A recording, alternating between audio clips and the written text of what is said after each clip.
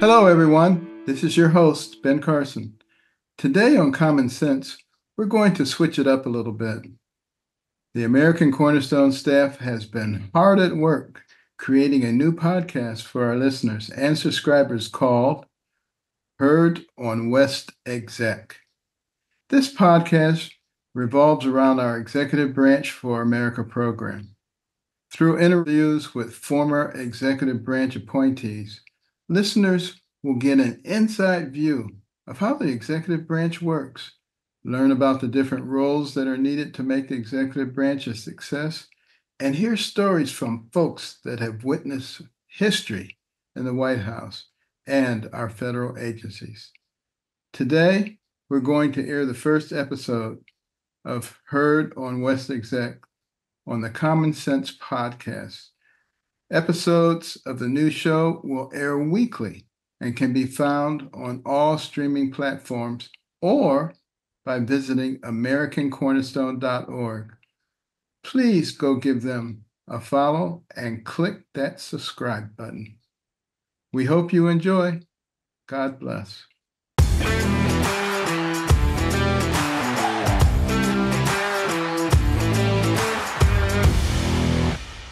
Welcome to the Heard on the West Exec podcast. This podcast focuses on discussions for everything you'd like to know about working in the executive branch of the federal government. Hello, my name's Irv Dennis, a board member and CFO of the American Cornerstone Institute. I served in the executive branch in the Trump administration as the CFO of HUD under Secretary Carson. This podcast is part of ACI's program called the Executive Branch for America. That program is designed to educate what it's like to work in the executive branch. Today's topic will focus on White House communications. We're fortunate to have Sean Spicer join us today. Sean is a former White House press secretary and White House communication director under President Trump during 2017. Sean has a long history of communications experience in the Republican National Convention and Congress, and is the author of several books. Sean, thank you for joining us today. We're really excited to have you. Thanks for kicking it off with me. This is fun. So maybe we could start off by maybe just providing a little bit of history of your background and what got you into White House communications, what got you interested in the executive branch. And there's two things. One is I got involved in media and public affairs. After college, I had done a lot of political stuff, but I really enjoyed the excitement of dealing with the media, mostly because it was an immediate reaction, right? So if you were working to get a message or a story, you knew at the end of the day, did you succeed? Conversely, if there was a bad story, could you kill it? Could you shape it? And there was some certainty about knowing that you'd done your job within a confined amount of time, right? So if you're a legislative staffer, it might take you a year or 5 years to pass some bill or amendment. If you're certain parts of the campaign, you're waiting to the end to find out if you did your get out the vote effort. But when you're dealing with the media, whether it's a campaign or in government, you generally know to some degree on a day-to-day basis whether you're moving the ball forward or not. With respect I served in the Bush administration, so that's a whole separate story. With respect to President Trump and serving in that White House, I had been at the RNC for 6 years, which is 3 cycles, frankly unheard of, because generally speaking, the cycles every 2 years, a new staff comes in, a new chairman comes in. It's a lot to deal with, right? It takes a lot out of you. It's very demanding on your schedule and your time. And I just cycle after cycle. Reince Priebus was the chairman. He had really wanted to keep building on some of the projects and efforts that he had launched, and I was excited about it. I loved it, and so I stayed with him. In 2016, we had this really unique opportunity. We had a candidate that wasn't a political being, right? Donald Trump was a businessman, a reality star, a real estate tycoon. And so when he won the nomination, became the presumptive nominee, he didn't have a cadre of people. He hadn't been a governor or a senator, and so he relied on us disproportionately in a way that historically had been the case. And so suddenly I found myself, I always tell people, by the way, that like in the past, the RNC was always like the JV, right? You're on the team, you get a jersey, but you're not a starter. Okay. This time it was different because they welcomed us into it. They said, hey, we need your help. And I found myself going back and forth to Trump Tower real quick. I developed a relationship with President Trump, flew around the country with him on the plane and at Trump Tower. So when he won, I know you've got a long history in business, and you probably would interview people. And for this case, I'd love to tell you there's this long application process. It was just President Trump. Look, there was a cadre of folks, a small cadre of folks that had been with him. I have pictures. It's funny going back sometimes in May of 2017, right when Indiana primary was taking place, up there at Trump Tower working, and so he had known that certain people had been with him and supporting him and helping him, and so he asked. He said, what do you want to do? And we put together some teams, and then on December 22nd, 1:00 in the afternoon, he called me, and we had done all these drafts. And he said, let's pull the trigger, make it happen, get it out. And I was like, oh my God, you're actually talking about me this time. And so that began my tenure in the Trump administration, getting ready through the transition, and then subsequently the White House. So I wish I could tell you there was some huge glamorous application process, but it's like a lot of things in Washington. It's relationships. So getting your foot in the door. But it wasn't just that. It wasn't just that I knew him. I think he had seen my work. He knew my advocacy on behalf of his policies. And so he trusted how I could do the job after seeing me for, 5-6 months. And so that's a large part what worked in my case. When I was in the Bush administration, by the way, same thing. I'd known some folks. I wasn't looking for a job. They were in the current administration. They were looking to replace some people at the United States Trade Representatives, which is in the executive office of the president. And they asked, would I consider it? And I had no trade background experience, but it was immediate. It was representing the office in the media. And same thing, all relationship built. It's interesting. I think he just thought different about the type of people he wanted to bring in. Oh. I had 38 years of private sector experience. I didn't know Washington. I didn't know government. I worked on large global commercial accounts. And he just wanted to bring business minds in to help improve the financial fiscal responsibility and IT modernization side of it. I know when I came in, I found it to be a fascinating learning, and I wish I had these 4 years earlier in my career because I would have been a better business advisor. Well, it's a flip side, right? I think I think the government benefited from your 38 years, so it's always a yin and yang. And it's funny that you bring that up because I know a lot of people who have said, I went into government early. I learned a lot. Then I went to the private sector, and then I came back later in my career when I didn't have the constraints maybe financially that you sometimes do because of a government salary. And that's interesting. That I think that's nice. You come in, you kind of maybe learn the system early in your career, go out to the private sector, harness some of those relationships and knowledge, and then come back later. I do a lot of guest lecturing to universities and young students, and I say the networking you do out of DC is phenomenal. Oh. And you probably have networking. I got to tell you, it never ceases to amaze me, the conversations where I'll say, well, gosh, I know somebody there, or, so-and-so's sister works there, or, we should follow. But yeah, and it's not just through the White House. Since day one, the folks that I came to DC with in 1994, lived in group houses with, interned with, they're all, for the most part, doing something still to this day. And I can't say that we're batting 100, but or 1,000, but the houses that I lived in had some pretty cool folks that are in politics or in law, in industry, and so it's kind of cool now to still leverage those relationships.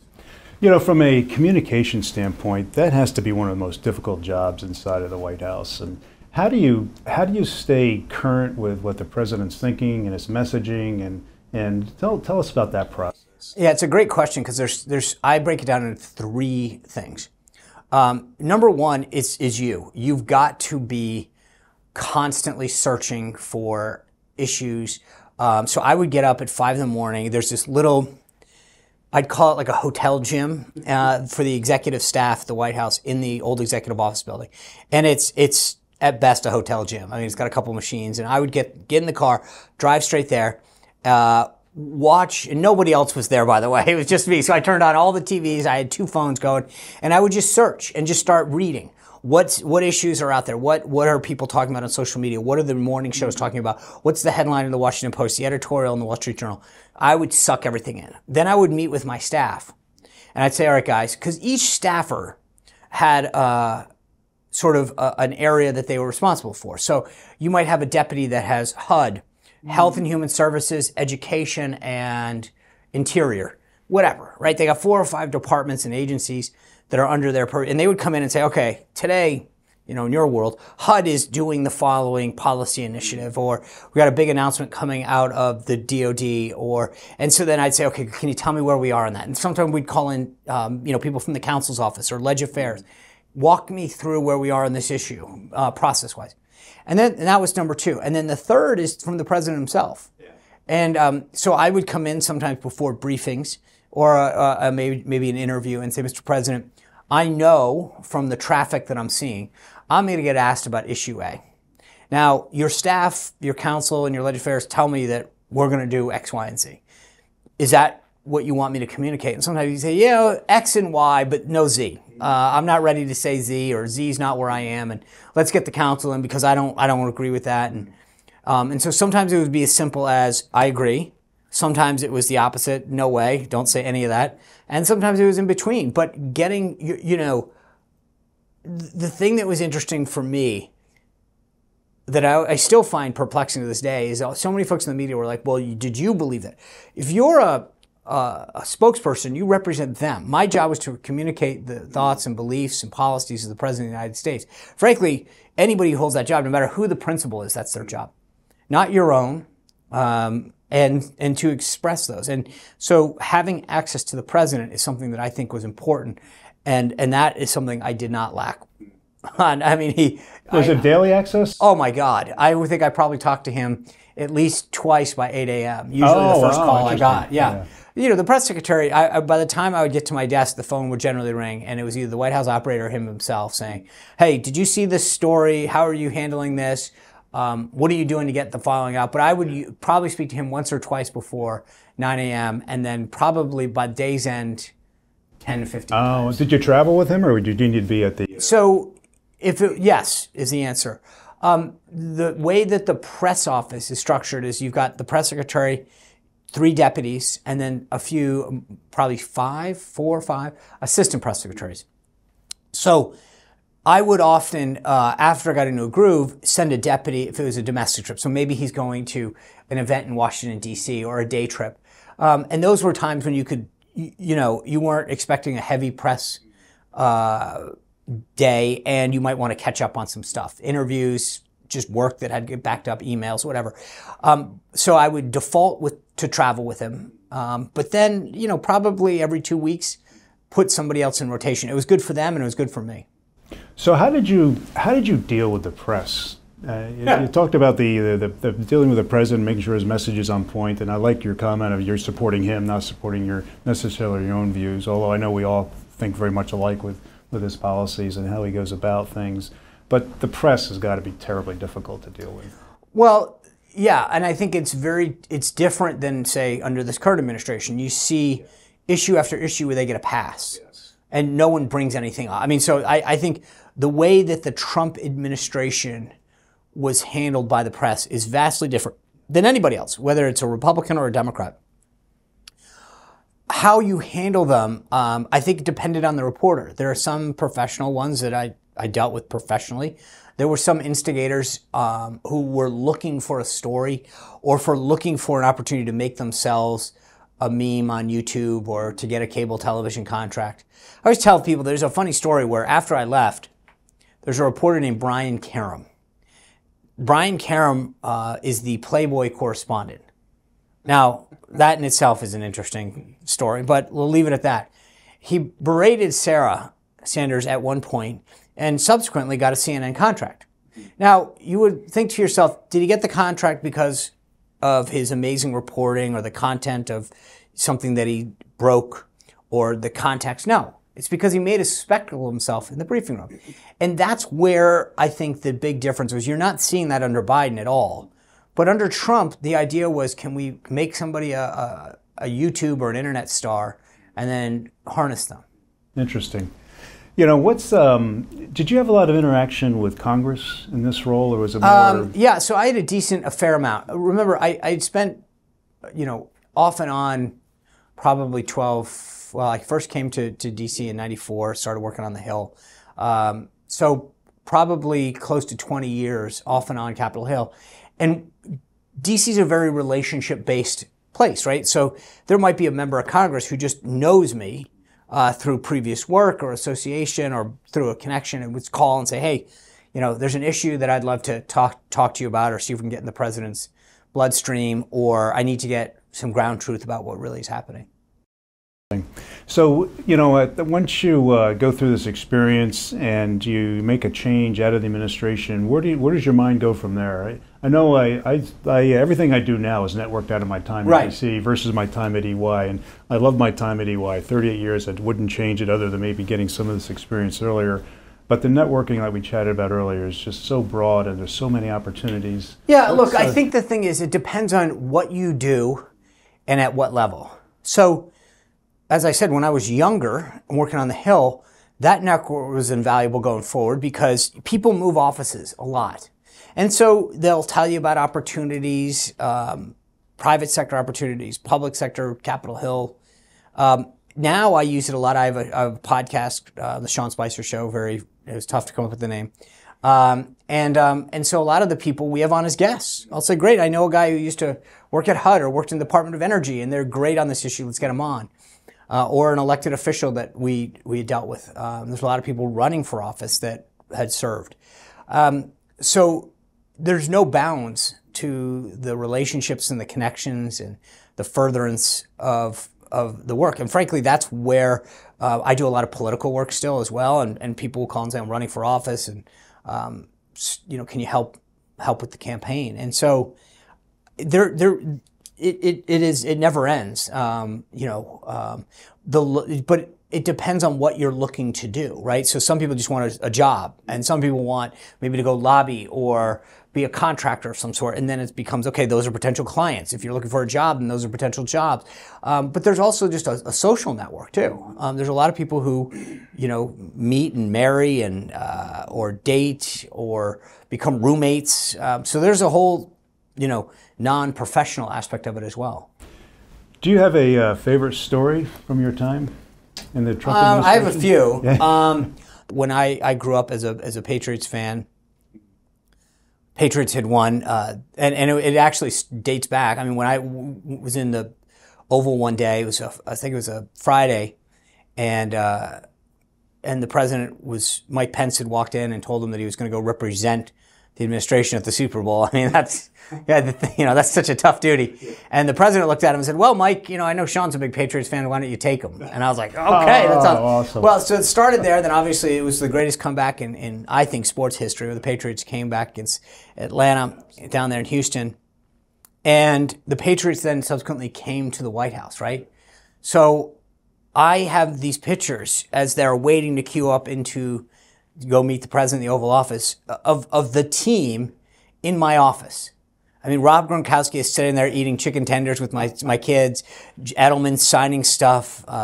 Joe Cardona is a placeholder. He's a fellow Navy sailor, and he was in there. I mean, but you're looking at it going, you're biting yourself saying, when I was a kid, we couldn't afford tickets. Right. Now here's the starting lineup in my office. And as I said, my kids were there, my wife was there, my brother. It was just really a cool moment in an otherwise challenging environment. I'm glad you brought that up, because that was my experience as well, that it's hard work. People don't realize how hard the politicals and the careers work, especially in a time of crisis.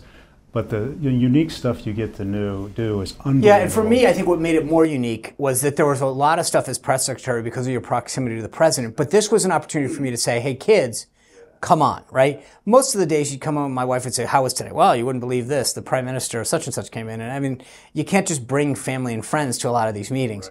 Right. In this particular case, what made it special was the ability to share it with my family. That's awesome. Yeah. I'm glad you had that experience. One thing I did want to ask about, I know you've written some books, and... Four. So what is that process? I think this would surprise my English teacher in high school. They're like, you barely read the books now. Right. Now you're an author. What's that process like? Because there's got to be some stuff you want to put in the book, but you can't. Well, first of all, that's actually a great question, because each book is different. So my first book was called The Briefing. It was really about me and my experience.